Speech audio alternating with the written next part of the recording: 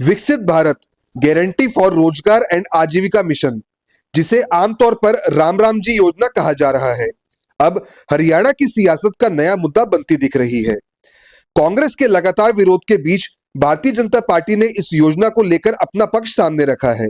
भाजपा प्रदेश अध्यक्ष मोहनलाल बडोली ने कांग्रेस के आरोपों पर प्रतिक्रिया देते हुए कहा कि यह योजना हजारों श्रमिकों और ग्रामीण परिवारों से जुड़ी हुई है और इसे राजनीति का विषय बनाने के बजाय इसके उद्देश्य और लाभों पर चर्चा होनी चाहिए। मोहनलाल बडोली आज पीडब्ल्यूडी रेस्ट हाउस में आयोजित पत्रकार वार्ता को संबोधित कर रहे थे। उन्होंने बताया कि राम राम जी योजना प्रधानमंत्री के श्रमिक कल्याण और ग्रामीण विकास के विजन के अनुरूप लागू की गई है।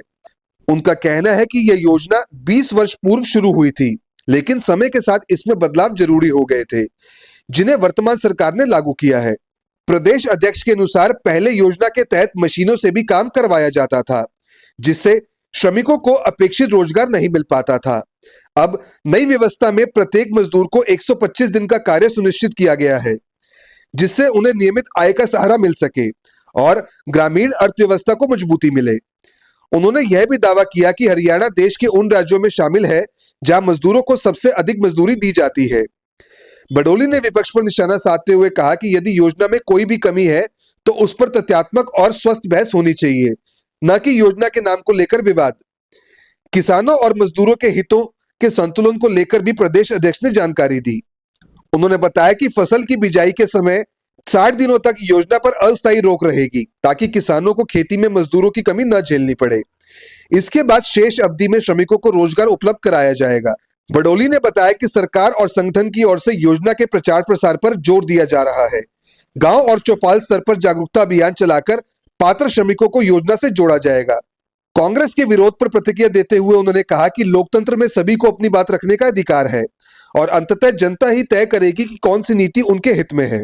राम जी योजना पर विपक्षी पार्टियों द्वारा किए जा रहे दुष्प्रचार पर बात करना चाहता हूं। यह विषय देश के करोड़ों ग्रामीण श्रमिकों, किसानों और मेहनत कर परिवारों से जुड़ा हुआ है। हम सब जानते हैं कि माननीय प्रधानमंत्री नरेंद्र मोदी जी ने श्रमिकों के कल्याण और गांव के विकास में एक और ऐतिहासिक कदम उठाते हुए विकसित भारत जी राम जी योजना शुरू की है। इस योजना ने पुरानी पड़ चुकी मनरेगा का स्थान लिया है। मनरेगा योजना लगभग 20 वर्ष पहले शुरू की गई थी। मनरेगा और ऐसी ही अन्य कई योजनाओं की प्रकृति ही ऐसी होती है कि इन्हें तैयार किया जाता है, पारित किया जाता है, लागू किया जाता है और इनमें सुधार भी किया जाता है। किसी योजना में रह गई अथवा समय की मांग के अनुसार आ गई कमियों को सुधारना नीति निर्माण का हिस्सा है और मनरेगा भी इस मामले में अलग नहीं है। मनरेगा के अंतर्गत कई समस्याएं सामने आई, जैसे कि श्रमिकों के बजाय मशीनों का उपयोग करना, बजट का अत्यधिक अनुमान, पहले से पूर्ण की गई परियोजनाओं को दोबारा करना और ऐसी ही कई कमियां देखने को मिली। लेकिन आज सच्चाई यह है कि देश, समाज और ग्रामीण अर्थव्यवस्था पिछले 20 वर्षों में मूल रूप से बदल चुके हैं। ग्रामीण गरीबी वर्ष 2011-12 में जहां 25% से अधिक थी, वहीं आज यह घटकर लगभग 5% से भी नीचे आ चुकी है। पिछले एक दशक में माननीय प्रधानमंत्री जी के नेतृत्व में डिजिटल कनेक्टिविटी, बैंकिंग सेवाओं, डीबीटी, आधार और बुनियादी ढांचे में अभूतपूर्व विस्तार हुआ है। ऐसे में एक पुराने खामियों से भरे ढांचे को बिना सुधार के ढोते रहना न तो श्रमिकों के हित में था और न ही राष्ट्र के। वर्ष 2013 की सीएजी रिपोर्ट के से स्पष्ट होता है कि यूपीए शासन के दौरान योजना में फर्जी लाभार्थियों की भरमार थी और केवल धन की हेराफेरी के उद्देश्य से लाभार्थियों की सूची में हेराफेरी की गई थी। यह इसलिए संभव हुआ क्योंकि मनरेगा योजना में कोई बायोमेट्रिक जांच नहीं थी, न ही इस बात की कोई निगरानी प्रणाली थी कि कौन मजदूर के रूप में पंजीकरण कर रहा है और क्या वास्तव में पंजीकरण मजदूर ही वह व्यक्ति था जिसे मेहनत का फल मिल रहा था। महत्वपूर्ण बात यह है कि केंद्र में यूपीए शासन के दौरान मनरेगा एक ऐसी योजना बनकर रह गई थी जिसका उद्देश्य केवल गड्ढे खोदना और उन्हें भरना था। यानी यह टिकाऊ और स्थायी संपत्ति बनाने की योजना नहीं, बल्कि धन की मांग करने और भ्रष्टाचार में लिप्त होने के लिए किसी प्रकार की परियोजना को दिखाने का एक साधन मात्र बन गई थी। यह नीति परिणाम देने की बजाय मानव दिवस उत्पादन करने की नीति बनकर रह गई थी। मैं एक विशेष उदाहरण देना चाहूँगा जो पंजाब से संबंधित है।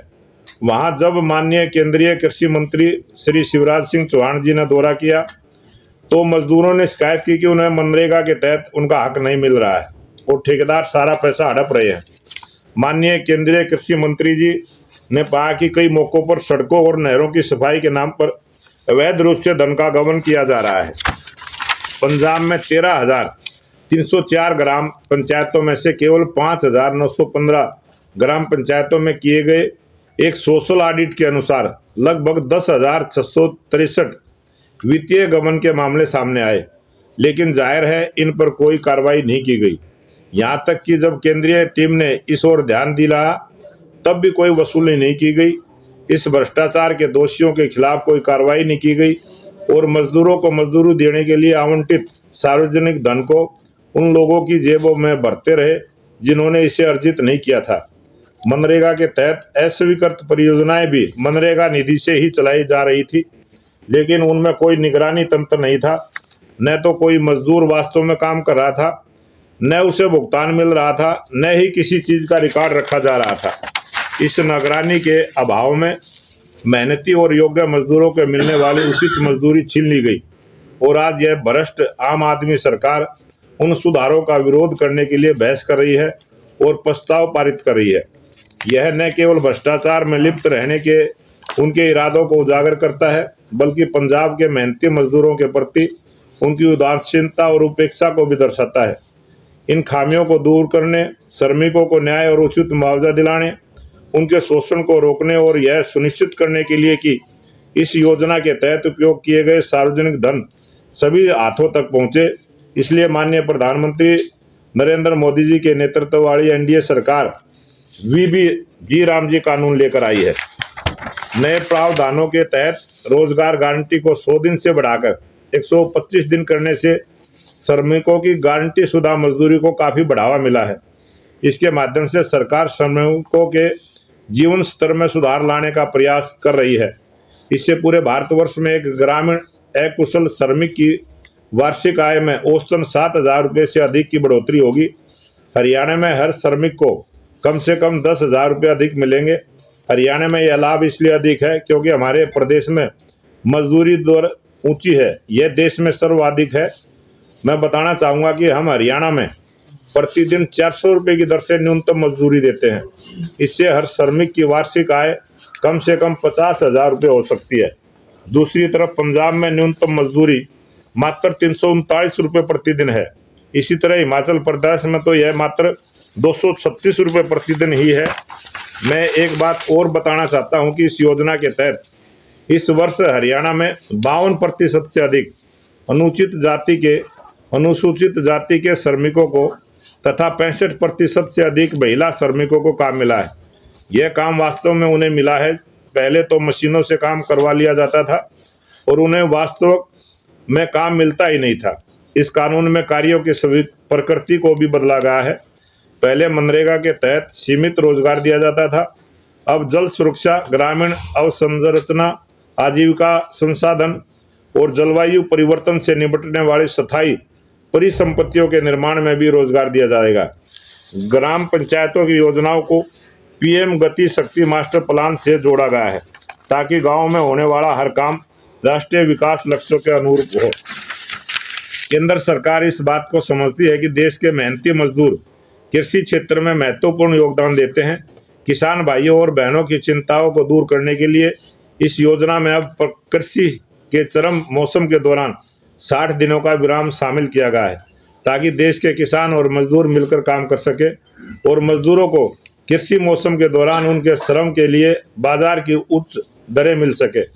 नई योजना से न केवल काम के अधिक दिन सुनिश्चित होंगे जिससे बेहतर वेतन मिलेगा, बल्कि अनिवार्य साप्ताहिक वेतन भुगतान, 15 दिनों तक की देरी की अनुमति के साथ श्रमिकों को समय पर बढ़ा हुआ वेतन प्राप्त होगा। इससे आर्थिक स्वतंत्रता और सशक्तिकरण सुनिश्चित होगा और 15 दिनों में अगर वेतन नहीं भी मिलेगा तो ब्याज समेत उसका पैसा मिलेगा, ऐसी व्यवस्था की गई है। इसे संभव बनाने के लिए केंद्र सरकार ने इस वर्ष 1,51,282 करोड़ रुपए आवंटित किए हैं, जबकि पिछले वर्ष यह राशि 88,000 करोड़ रुपए थी, जो उस समय तक का सबसे अधिक आवंटन था। यानी पिछले रिकॉर्ड आवंटन को भी पार कर लिया गया है। इसमें अकेले केंद्र सरकार का हिस्सा 95,000 करोड़ रुपए से अधिक होगा, जिसे सरकार आने वाले वर्षों में बढ़ाने का वादा करती है। मैं यह भी बताना चाहता हूं कि हमने हरियाणा में अक्टूबर 2014 से लेकर अक्टूबर 2025 तक के 10 वर्षों में श्रमिकों को 5,243 करोड़ रुपए का भुगतान किया है, जबकि कांग्रेस के 10 वर्ष के शासन काल में केवल 1,854 करोड़ रुपए का ही भुगतान किया गया। इसका मतलब है कि हमने ज्यादा लोगों को रोजगार दिया और ज्यादा पैसा दिया। चालू वित्त वर्ष के बजट में भी मैंने 1,000 करोड़ रुपए का प्रावधान किया हुआ है, भ्रष्टाचार से निपटने, शोषण को रोकने और यह सुनिश्चित करने के लिए कि केवल वास्तविक श्रमिकों को ही पारदर्शिता के साथ उनका हक मिले। वीबी राम जी की योजना में कई उपाय किए गए हैं। बायोमेट्रिक प्रमाणीकरण और उपस्थिति, इससे फर्जी कर्मचारियों, डुप्लीकेट जॉब और कार्ड और फर्जी भुगतानों को रोका जा सकेगा। कई ऐसे प्रांत भी इस योजना में पकड़ में आए थे जब केंद्र से जांच हुई, जो 80 साल से ऊपर के लोगों को उसमें शामिल किया गया। बहुत सारे जिनकी मृत्यु होगी उनको भी उसमें शामिल किया गया और 6-6 महीने तक पेमेंट होती थी। इस प्रकार की हमने एक फर्जीवाड़े को रोकने के लिए इसमें नए प्रावधान जोड़ने का काम किया है। वेतन और भत्तों का सीधा डिजिटल भुगतान, इससे बिचौलियों, वेतन भुगतान में देरी और धन के दुरुपयोग की समस्या समाप्त हो जाएगी। जियो टैगिंग, आजकल फोन के अंदर भी ऐसा आ गया और हमने ये जरूरी किया है। इस प्रकार का जब भी कोई काम चलेगा तो जीरो टैगिंग के साथ उसके फोटो अपलोड करेंगे। सैटेलाइट इमेजरी इस योजना के तहत बनाई गई।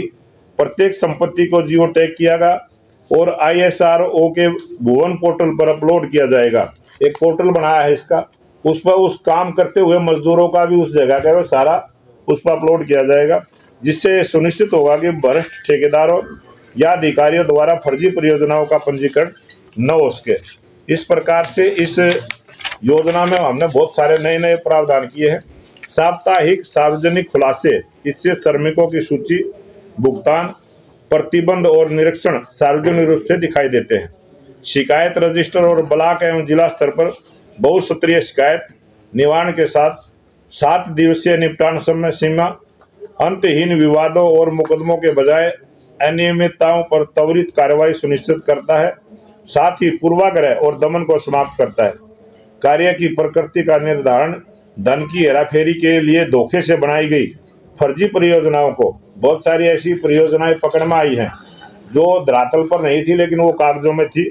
उनको रोकने के लिए नए प्रावधानों को 4 क्षेत्रों में बांटा जाएगा: जल सुरक्षा, ग्रामीण अवसंरचना, आजीविका संसाधन और जलवायु संरक्षण। अब यह योजना भ्रष्टाचार का अड्डा बनने के बजाय विकास में तेज गति के साथ ये काम करेगी और जो उसके सही लाभार्थी हैं उनको सीधा उसका लाभ मिलेगा।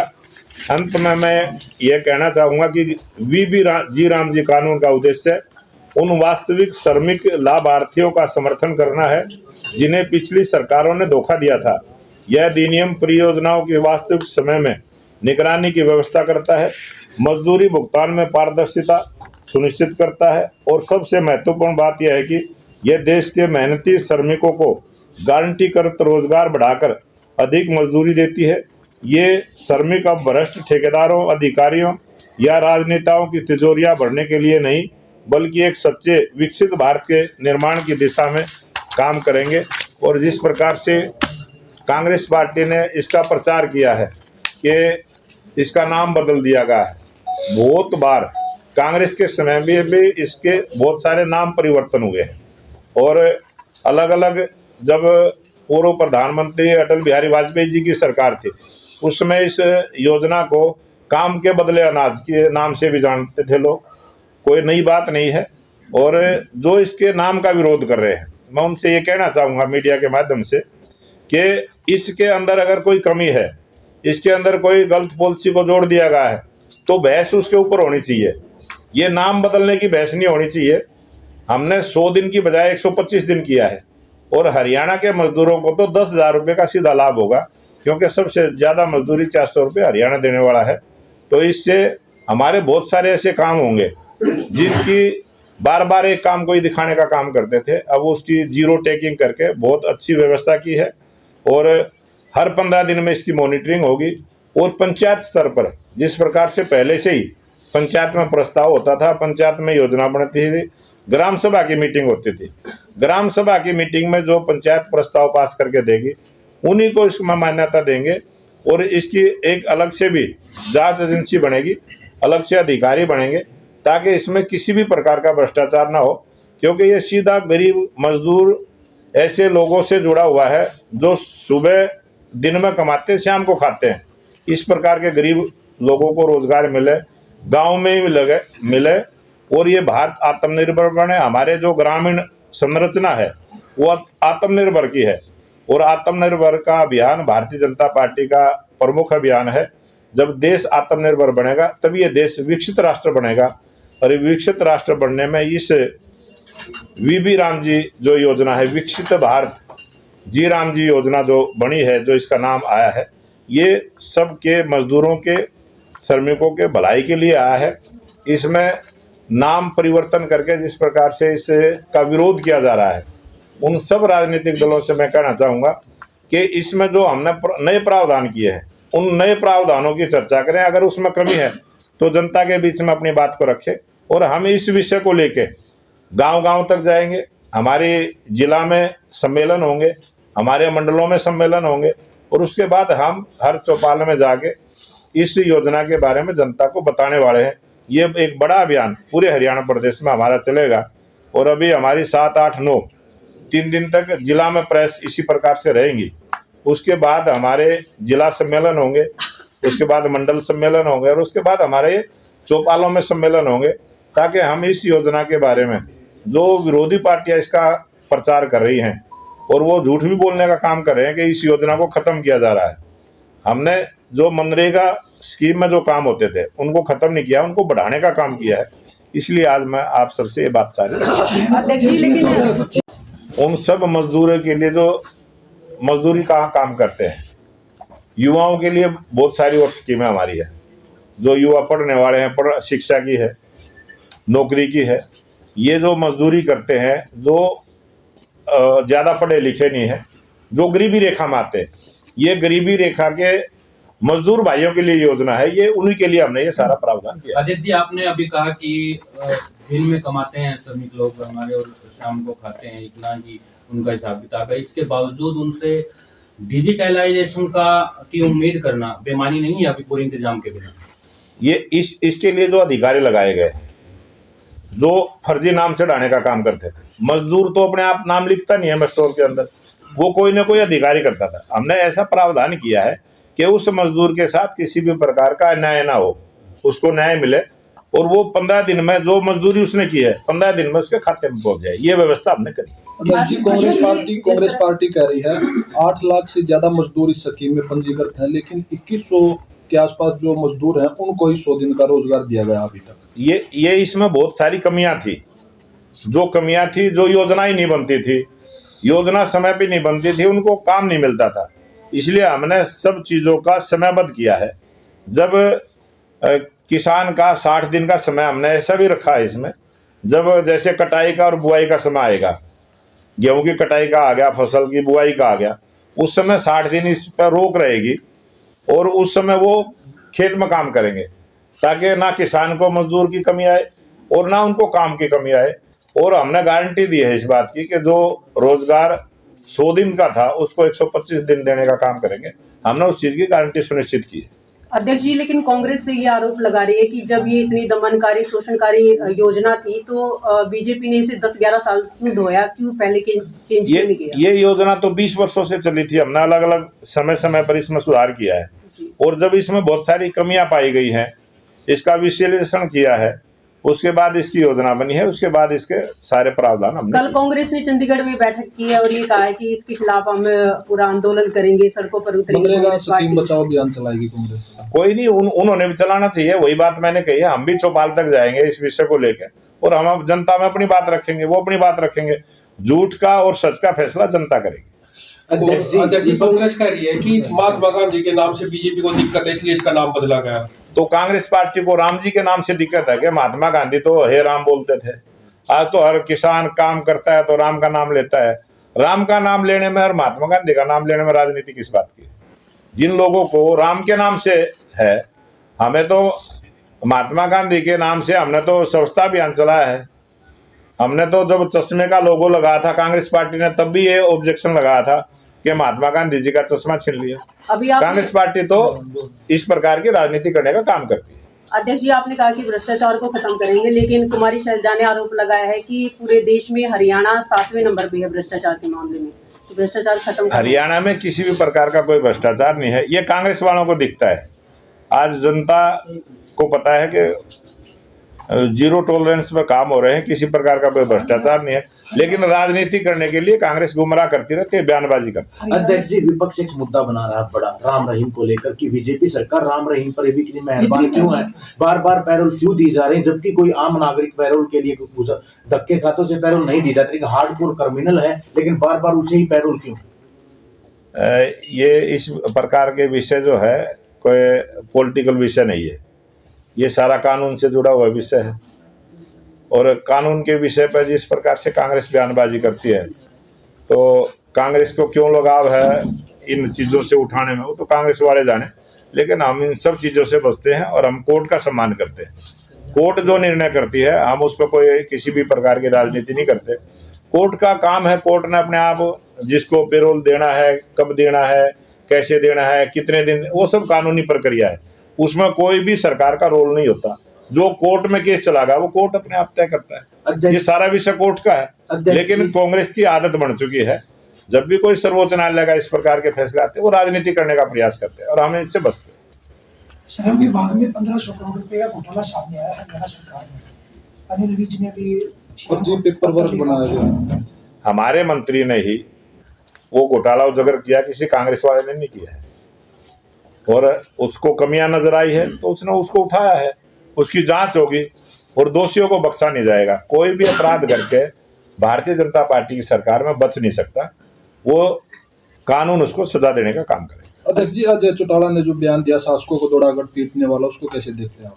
ये तो हताशा में दिया गया बयान है, ये तो निराशा में दिया गया बयान है। और जब कोई राजनीतिक दल निराश और हताश हो जाता है तो उसकी भाषा इसी प्रकार की हो जाती है। जनता से विश्वास उठ चुका है, जनता ने उनको नकारने का काम किया है। आज उनको पता है कि जनता उनको आगे आने समय में भी स्वीकार करने वाली नहीं है। जनता में जिस प्रकार का उनका सम्मान है वो उनको पता है, वो इस प्रकार से उल्टी सीधी बयानबाजी करके और युवाओं को बरगलाने का काम करेंगे। लेकिन आज हरियाणा का मतदाता, हरियाणा का कोई भी युवा उनकी बातों से भ्रमित होने वाला नहीं है। वो प्रयास जरूर करेंगे लेकिन उनकी बातों में कोई आने वाला नहीं। अध्यक्ष जी, अंकिता भंडारी केस को आप कहां देख रहे हैं? क्योंकि विपक्ष लगातार उस पर आज भी सोनीपत में विरोध प्रदर्शन कर रहे हैं और कह रहे हैं कि बीजेपी अपने नेताओं को बचाने का कार्य क्यों कर रही है? बीजेपी कभी भी किसी को भी बचाने का काम नहीं करती। भारतीय जनता पार्टी की सरकार हमेशा से कानून में और संविधान में रह के अपनी कार्य प्रणाली को आगे बढ़ाने का काम करती है। और इस प्रकार के जिन लोगों को आज कोई भी मुद्दा नहीं है, ना उनके पास कोई विकास का मुद्दा है, ना कोई काम का मुद्दा है, ना किसी योजना की किसी कमी का मुद्दा है, आज वो इस प्रकार के मुद्दे लेकर राजनीति करना चाहते हैं कि लोग भ्रमित और उनके साथ लगे। कानून व्यवस्था को लेकर अध्यक्ष जी किस तरह देखते हैं? पानीपत में भी चौटाला लगातार सरकार पर हमलावर है, आपके हल्के में भी इनेलो नेता का मर्डर युवा हल्का पहले भी राठी की। ये आपके मीडिया के माध्यम से भी, अखबारों के माध्यम से भी और टीवी के माध्यम से भी सबको जानकारी है ये किस प्रकार का अपराध है। और ये एक किस्म से घरेलू झगड़े हैं और घरेलू झगड़े कहीं भी हो सकते हैं। कहीं अपना जमीन जायदाद का झगड़ा है, कहीं उनका आपसी अपना झगड़ा है। ये कोई संगठित अपराध करके हरियाणा से कोई बच नहीं सकता। और इस प्रकार से जो एक समूह बना के जो अपराधी काम करते थे, उस प्रकार का आज हरियाणा में कहीं भी कुछ भी नहीं है। आज जो भी इस प्रकार की अचानक घटनाएं होती हैं और कानून उस पर काम करता है। अध्यक्ष जी, एक खनन पर छापा मारा गया सोनीपत की जलकुआ कंपनी नगर और पर पकड़ी गई 20 से ज्यादा पोपलाइन और 40 से ज्यादा ट्रक, लेकिन अधिकारियों ने शाम होते होते दिखाए गए एक ट्रक और पोपलाइन। अब दावा अधिकारी ये कर रहे हैं कि 31 दिसंबर को खनन का जो टेंडर खत्म हो गया था, फिर अवैध खनन था, तो सर अध्यक्ष जी क्यों सारी उसकी क्या जांच होगी कमेटी द्वारा? क्योंकि अगर इतनी ज्यादा पोपलाइन वहां थी तो पूरी क्यों नहीं दिखाई गई? नहीं, पोपलैंड वो काम कर रही थी नहीं कर रही थी वो तो अधिकारियों को भी पता है। पोपलैंड तो खड़ी भी हो सकती है, पार्किंग भी हो सकती है, काम कितनी कर रही थी वो तो जो अधिकारी का मौके पे उसकी वीडियो भी बनती है। आजकल तो गूगल के माध्यम से फोटो उठा लेते हैं, बहुत सारे जांच के माध्यम है आज तो। और अगर किसी भी प्रकार की कोई लापरवाही या कोई घोटाला घपला किसी अधिकारी ने किया हुआ वो पकड़ा जाएगा और पकड़ में आएगा। अध्यक्ष जी, विदेशों में बैठे गैंगस्टर लगातार हरियाणा के व्यापारियों को टारगेट कर रहे हैं। पिछले दिनों भारतीय जनता पार्टी हमेशा चुनाव के लिए तैयार रहती है और हमारी पूरी तैयारी चुनाव को लेकर रहती है। और जब भी आने वाले समय में 3 निगमों के चुनाव है, परिषद के चुनाव है, पालिकाओं के चुनाव है, जहां जहां भी चुनाव होंगे भारतीय जनता पार्टी के कार्यकर्ता मजबूती के साथ चुनाव को लड़ेंगे। ठीक है जी, धन्यवाद। थैंक यू जी। अगर आप स्टॉक मार्केट सीखना चाहते हैं लेकिन यह नहीं समझ पा रहे कि शुरुआत कहां से करें, तो ट्रेडिंग गुरुकुल इंस्टीट्यूट आपके लिए एक सही और भरोसेमंद जगह है। यहाँ रविंद्र भारद्वाज, जिनके पास 19 साल से ज्यादा का प्रोफेशनल ट्रेडिंग अनुभव है, छात्रों को सीधे रियल मार्केट के जरिए प्रैक्टिकल ट्रेडिंग सिखाते हैं। यहाँ हर टॉपिक रियल चार्ट्स और लाइव मार्केट के उदाहरणों से समझाया जाता है ताकि आप सिर्फ सीखें ही नहीं बल्कि बिना डर के खुद ट्रेड करना भी सीख सकें। आप यहाँ सीख सकते हैं स्टॉक मार्केट बेसिक से एडवांस, फ्यूचर्स और ऑप्शंस, फॉरेक्स और क्रिप्टो ट्रेडिंग। आप अपनी क्लासेस ट्रेडिंग गुरुकुल ऐप पर भी अटेंड कर सकते हैं, जो एप्पल स्टोर और गूगल प्ले स्टोर पर उपलब्ध है। तो आज ही अपनी ट्रेडिंग जर्नी की शुरुआत करें ट्रेडिंग गुरुकुल इंस्टीट्यूट के साथ। अभी कॉल करें स्क्रीन पर दिए गए नंबर पर। ट्रेडिंग गुरुकुल इंस्टीट्यूट, गांधी चौक, सोनीपत। अपने शहर की हर ताजा खबर के लिए हमारे चैनल SNA न्यूज को सब्सक्राइब करें, लाइक करें, कमेंट करें व शेयर करें। बेल आइकन दबाना ना भूलें। हमारे अन्य सोशल मीडिया प्लेटफॉर्म्स पर भी हमें फॉलो करें।